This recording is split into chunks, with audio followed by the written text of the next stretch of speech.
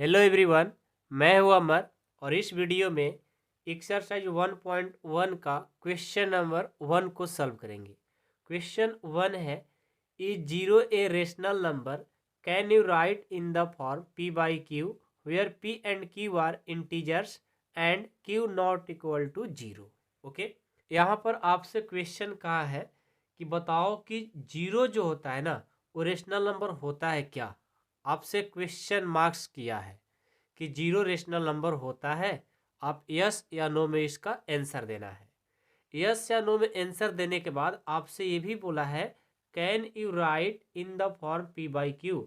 यदि यस बोलते हो तो ये भी कह सकते हो क्या आप राइट कर सकते हो कि इसको p बाई क्यू के फॉर्म में लिख सकते हैं where p and q are integer and q not equal to zero, और q का वैल्यू जीरो नहीं होना चाहिए। ओके, आइए इस क्वेश्चन को सॉल्व करते हैं। पहले से हमने इस क्वेश्चन को लिख रखा है, ठीक है। देखो, सबसे पहले तो आपको मैं बता दूं कि जो जीरो होता है ना वो हमारा एक रेशनल नंबर होता है। तो इसका जो आंसर होगा, ठीक है, यहाँ पर लिख दूंगा सॉल्यूशन। इसका जो आंसर होगा वो होगा यस। क्या होगा? यस, ठीक है। Yes, zero is rational number. तो आपसे बोला है can you write in the form p by Q, क्या आप इसको p बाई क्यू के फॉर्म में लिख सकते हो? बिल्कुल लिख सकते हैं। तो लिखेंगे जीरो इज, इस स्टेटमेंट को लिखना होगा जब भी आपके एग्जाम में आए ना, इस स्टेटमेंट को लिखना होगा 1 मार्क्स में, यानी ऑब्जेक्टिव में आए तो बस आप यस या नो करना होगा। यदि आपको सब्जेक्टिव में आता है तो आपको यह स्टेटमेंट लिखना होगा कि zero is the rational number, zero is the rational number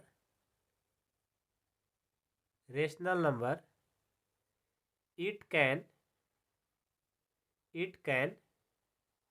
retain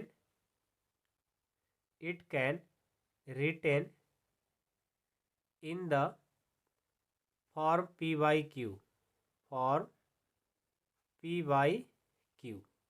okay. Zero को हम लोग p बाई क्यू के फॉर्म में राइट कर सकते हैं। तो आपको एग्जाम्पल भी देना होगा, ठीक है। तो मैं यहाँ पर एग्जाम्पल से इसको समझाना चाहता हूँ, ठीक है।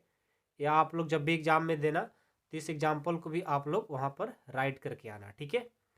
एग्जाम्पल लेता हूँ कि यदि मान लो जीरो है, ठीक है। जीरो हम इसलिए रेशनल नंबर कह सकते हैं कि यदि हम इसमें 1 से डिवाइड कर देते हैं, जीरो में 1 से डिवाइड कर देते हैं, फिर भी हमारा जीरो ही आएगा। क्यों भाई? क्योंकि किसी भी नंबर से, एनी नंबर से आप जीरो में जब डिवाइड करते हो तो जीरो ही आता है। या आप 1 से कर लो, या 2 से कर लो, या आप 20 से कर लो, या आप जीरो में 100, 1000, लाख, किसी भी नंबर से आप करोगे डिवाइड जीरो में, वो आपको ऑलवेज जीरो ही आएगा। देखो तो ऊपर जीरो है, नीचे हमारा 1, 2, 20, 100, यानी हमारा जो क्यू का वैल्यू है वो यदि कोई भी नंबर हो जा रहा है फिर भी हमारा जीरो क्या है, एक रेशनल नंबर के फॉर्म में आ रहा है। कहने का मतलब है कि जीरो में एनी नंबर से आप डिवाइड कर दो वो जीरो ही आएगा। तो मैंने यहाँ पर जीरो लिखा, 1 से डिवाइड किया, कोई फर्क पड़ा नहीं, क्योंकि इसका वैल्यू क्या आएगा, फिर जीरो आ जाएगा। हमने यहाँ जीरो रखा, अगेन इसमें 2 से डिवाइड कर दिया, जीरो में 2 से डिवाइड करेंगे अगेन जीरो ही आएगा।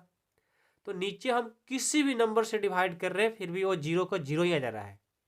और हमें रेशनल नंबर होने के लिए हमें नीचे सिर्फ ध्यान देना होता है p बाई क्यू, मतलब q का जो सिर्फ वैल्यू है वो कभी भी जीरो नहीं होना चाहिए। कहीं है जीरो? नहीं है। तो हम क्या लिखेंगे, 0/1, 0/2, 0/20, 0/100, अपने मन से जो एग्जाम्पल लेना हो आप ले सकते हो, ठीक है। जो मैं ले रहा हूँ वही नहीं लेना है, अपने मन से कुछ भी ले सकते हो, नीचे जीरो नहीं होना चाहिए, ठीक है। लिखेंगे आर रेशनल नंबर, ये जो मैंने लिखा है वो सब क्या है, रेशनल नंबर, ठीक है, rational number, okay. Where P and Q क्या है, इंटीजर है, P and Q integers, okay. And साथ में क्यू का जो वैल्यू है हमारा जीरो है क्या, नहीं है, तो नॉट इक्वल टू जीरो कर देंगे। इस स्टेटमेंट को आप लिख देना, आपको फुल मार्क्स मिल जाएंगे, ठीक है। आई होप कि क्वेश्चन नंबर 1 आप लोग को समझ में आ गया होगा, क्वेश्चन 1 समझ में आया होगा। तो क्वेश्चन 2 देखने के लिए डिस्क्रिप्शन में लिंक है, आप जा करके वहाँ से उस वीडियो को देख सकते हो। Thank you so much.